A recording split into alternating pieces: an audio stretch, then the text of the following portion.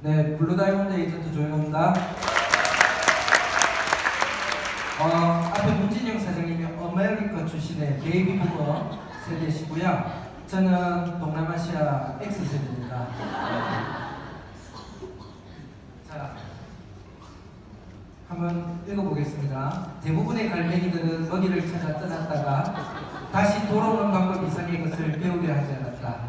그들이 중요하게 생각하는 것은 나는 것이 아니라 먹는 것이었다. 옛날에 다 읽어보셨죠? 제가 최근에 갈매기 꿈을 읽으면서 인생의 지혜를 지금 배우고 있습니다. 여러분은 지금 골드 이상의 리더분들이십니다. 골드라는 직급은요, 저한테 있어서는 제가 성취한 직급 중에서 너무나 기뻐서 폴짝폴짝 뛰었던 그러한 직급이었어요. 이 골드라는 직급에서 꿈꾸는 비전은 정말 말 그대로 금빛 비전이어야 한다고 저는 생각을 합니다. 우리가 지금 오늘 글로벌 비전에 대해서 이야기를 하고 있는데 그 글로벌 비전을 현실로 만들어낼 사람들은 바로 여러분들이고 여러분들이 글로벌 리더로 성장을 하셔야 됩니다. 그런데 글로벌 리더는요, 단순히 시크릿을 돈을 버는 비즈니스 정도로 바라보는 것들이 아니라 좀 더 높이 날고 멀리 보려고 하는 이 갈매기처럼 여러분들은 성견 지명도 좀 가지셔야 되고 통찰도 좀 가지시고요. 그리고 거기에 덧붙여서 정말 과감한 용기가 필요한 직업이 아닌가 생각을 합니다. 애플웨이라는 책이 있더라고요. 말 그대로 애플이 가고 있는 길입니다. 애플이 8월 2일자로 1조 달러를 시가총액을 넘었었더라고요. 그리고 올해 이번 달 초에 이제 그 아마존이 역시 이제 그 따라서 또 1조를 넘었었던데, 애플은 동남아시아에서도 굉장히 좀 독특한 회사로 브랜드로 지금 인지가 되고 있습니다. 자, 애플 컬트라고 들어보셨나요? 컬트라는 것은 뭐냐면 엄청 좋아하거나 또는 추종하거나 그걸 넘어서서 어떤 숭배하는 그런, 쉽게 말해서 애플바들을 이야기를 하는 겁니다. 애플바. 네. 애플이요, 전 세계에서 지금 휴대폰 점유율이 50%가 넘습니다. 삼성은 전 세계로 따지면 그 한참 아래에 지금 점유율을 보이고 있고요. 그런데 애플이 왜 이렇게 애플바가 많을까? 그거를 이제 해봤더니 애플에 이런 게 있더라고요. 에반젤리스트라는 게. 교회 다니시는 분들은 이미 아실 건데, 에반젤리스트는 전도사라는 뜻이에요. 원래 전도하는 사람. 우리도 전도사님이 여기 계시기도 하지만요. 그런데 애플에 이렇게 에반젤리스트라는 직함을 타고 다니시는 분들이 계시더라는 이야기입니다. 그럼 이분들은 뭐냐면 말 그대로 애플 컬트를 만드는 추종자들을 만드는 역할들을 하시는 분입니다.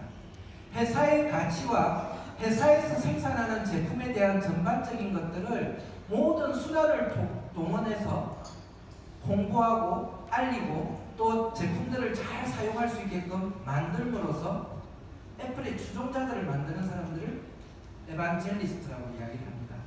우리는 과연 애플의 에반젤리스트처럼의 역할을 다하고 있는지 제가 하도를 한번 좀 던지고 싶어요. 자, 알리바바 아시죠? 중국에서 최대 온라인 상거래를 하는 회사입니다. 알리바바가 1999년에 생겨진 회사예요. 그때 중국에는 인터넷이 아예 없었던 회사입니다. 그 나라입니다.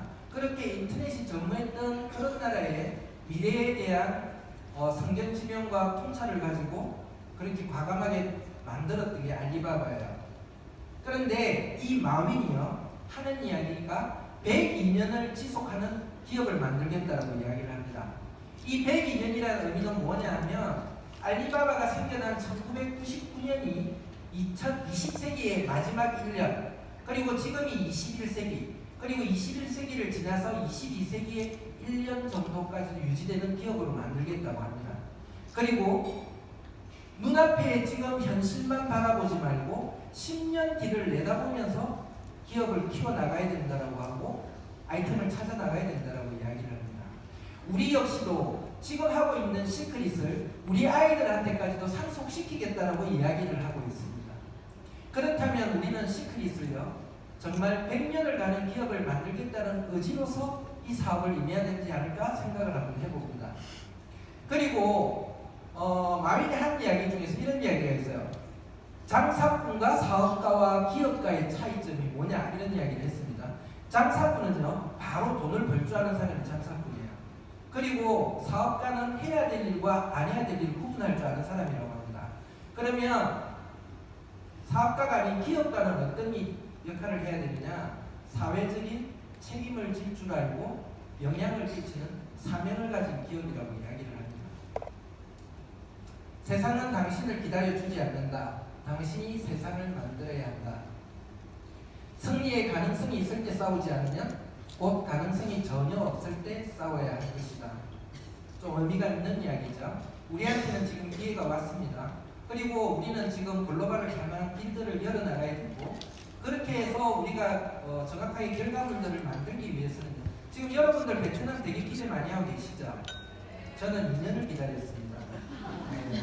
그런데 우리가 베트남이 열렸을 때 정확하게 이 시장을 빠른 시간 내에 우리가 장악할 수 있는 근육이 만들어졌는지, 몸이 만들어졌는지, 그리고 시스템을 접속할 준비가 되어 있는지는 전부 한 번씩 봐야 돼요. 그래서 제가 지금도 베트남에 가면 우리 파트너들한테 열리기를 고대만 하지 말고 자기를 한번 돌아다 보자 이런 이야기들을 좀 합니다. 자, 지금부터는 여러분들이 다 아시는 이야기지만 우리 골프라면 적어도 이 정도는 상식처럼 그냥 툭툭 튀어나와야 되는 이야기이기 때문에 우리가 지금 바뀌고 있는 이 시대에서 지금 너무나 많이 이야기가 나오고 있는 키워드들을 한번 살펴보겠습니다. 자, 글로벌 시대는 뭐죠? 글로벌 시대는 지금 국경에 따라 시장을 구분하지 않고 전 세계를 하나의 시장으로 보고 도전하고 경쟁하는 시대, 여러분들 다 아시는 얘기입니다. 세상이 변하고 있대요. 뉴노멀의 시대이고 가치 이동, 가치 사슬이 해체된데 무슨 말인지는 잘 모르겠지만 세상의 기준과 상식, 규칙이 바뀌고 있다. 판이 바뀌고 게임의 룰이 바뀌고 있다라고 합니다. 여기에서 우리가 지금 기회가 생기는 걸 여러분이 아셔야 돼요. 사람이 변하고 있다고 합니다. 스마트 신인류라고 하고, 우리들한테는 이전에 없던 스마트폰이라는 게 생기면서 우리 이 인류를 호모 사피엔스라고도 하고 호모 모빌리언스라고도 이야기를 합니다. 굉장한 지금 초능력들을 가지게 된 인류라는 이야기죠. 거기에다가 이렇게 시크릿처럼 다양한 경험과 경력과 다양한 캐릭터가 모여서 한 사람 한 사람의 색깔이 아닌 전체 월드 위너스 그룹의 색깔로 뭉쳐지면서 엄청난 집단지능을 나타낸다라는 이야기입니다. 또 하나가 발달된 인공지능이 더해져서 우리 인류들은 초강 인류가 되고 있는 거죠. 초연결 시대라고 이야기를 합니다. 인터넷, 모바일 네트워크 등의 발달로 모든 것이 연결되어서 경계와 한계가 지금 없어지고 있다고 합니다. 플랫폼 이야기도 많이 하죠. 플랫폼은 뭐냐? 결국에 기존에 있던 시장이 없어진다는 겁니다. 그 시장이 없어지고 모든 것들이 플랫폼화 되어 간다는 것이고, 모든 것이 연결되고 거기에서 공유를 하면서 거기에서 가치를 창출한다는 이야기입니다. 신유목민 많이 들으셨죠? 뉴노마드의 시대가 왔다. 그래서 자기가 살던 나라, 자기가 태어났던 곳 떠나서 지금 가치를 찾아서 세계를 넘나들고 있다. 2017년 기준 해외에 나가 있는 한국 교민이 740만이 넘어서고 있습니다. 그 중에서 제가 주목하는 곳은 동남아시아입니다. 동아시아와 동남아시아요. 제가 좀 이따 설명을 해줄 건데요. 자, 그 다음에 권력 이동. 누가 한 이야기죠? 엘빈 토플러가 한참 전에 한 이야기입니다. 그런데 지금 많은 전문가들이 권력 이동의 시대라고 이야기를 하고 있어요. 소비자들이 컨텐츠를 만들어서 지금 꾸리고 있는 미디어 민주주의 시대가 되었고, 군중들이 똑똑해졌고 네트워크 파워를 지금 엄청나게 내고 있다라고 이야기를 합니다. 대기업 주도권의 시대에서 소비자 주도권의 시대가 왔다고 이야기하고, 마케팅의 변방에서 그냥 대상에 풍부하던 소비자들이 마케팅의 주체가 지금 되고 있다라고 이야기를 해요. 역전의 기회입니다. 가지지 못한 자에게도 기회가 왔다. 이제 적어도 불리하진 않다. 한판 붙어볼 만하다. 언더독 흑수저들이 지금 도전할 기회라는 이야기입니다. 어디에 영역에서요? 우리들 평범한 소비자들이 연대해서 만드는 네트워크 파워로 바로 유통의 영역에서 우리가 한번 붙어볼 만한 시대가 왔다라는 겁니다. 로마는 돈이 생기면 성을 쌓지 않고 길을 닦았다. 실제로 그랬답니다.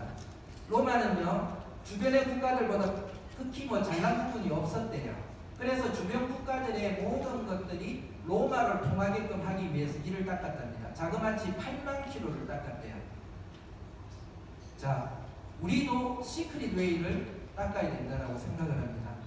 그리고 우리들이 시크릿 컬트를 만들어 가야 된다고 생각을 합니다. 이것이 바로 우리와 문화가 다른, 특히나 동남아시아 국가를 우리가 시크릿으로 물들이기 위해서는 반드시 이 전략이 필요하다고 생각을 합니다.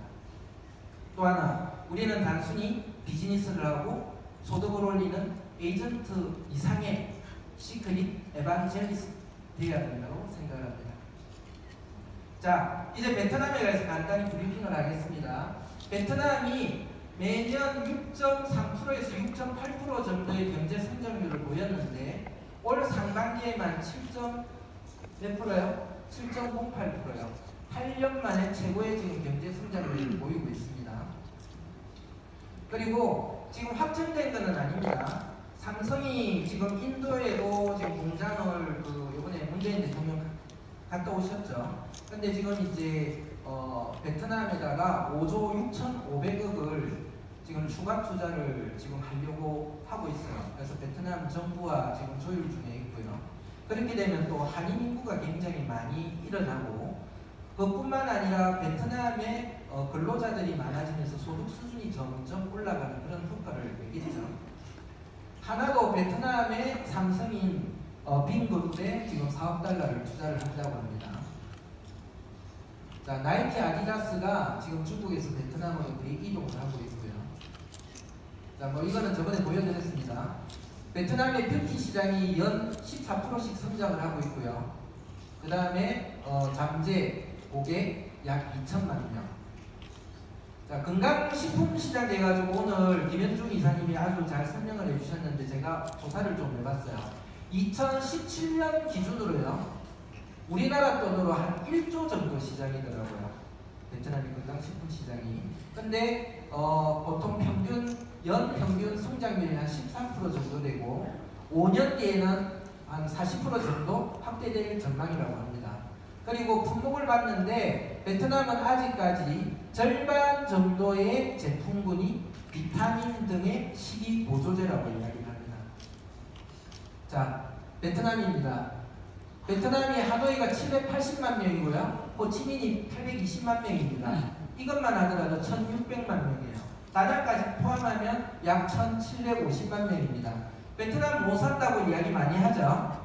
그죠? 그런데 평균 지금 1인당 GDP가 우리나라 1986년도 86 아시안 게임 할 때보다 훨씬 높아졌고, 그 다음에 제가 대학교 1학년을 들어가던 1990년도에 GDP에 가까워지고 있습니다.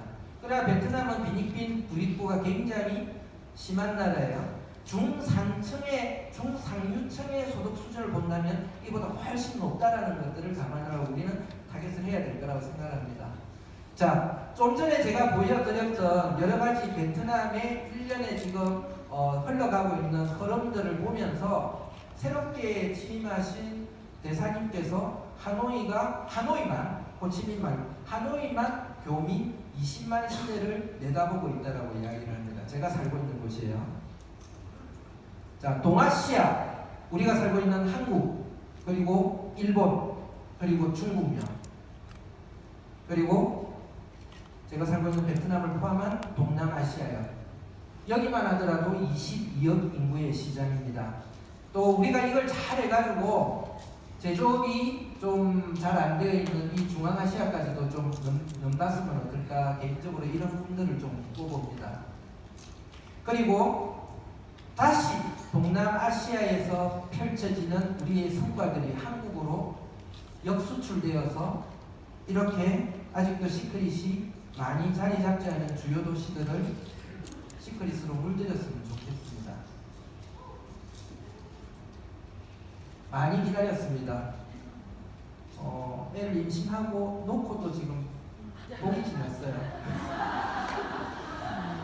그동안에 정말 많이 노력했고 우리 스폰서님들께서도 참 많이 노력하셨고 그 와중에 베트남 리더들도 지금 많이 나왔습니다. 이렇게 강의를 하는 리더들도 나왔고요. 응원하는 사람들도 그동안 많았겠죠. 개인적으로 매일 기도를 합니다. 베트남 열리기를. 네. 그러나 베트남이 열리기 전에 제가 모두에 말씀드렸듯이 그걸 준비하고 정말로 글로벌의 결과를 만들어내는 우리의 근육, 우리의 기초 체력을 키워내는 것들이 훨씬 더 중요한 일이라고 생각을 하고요. 시크릿 그리고 월드 위너스 그룹으로 베트남이 물들여지는 그날을 한번 꿈꿔봅니다. 감사합니다.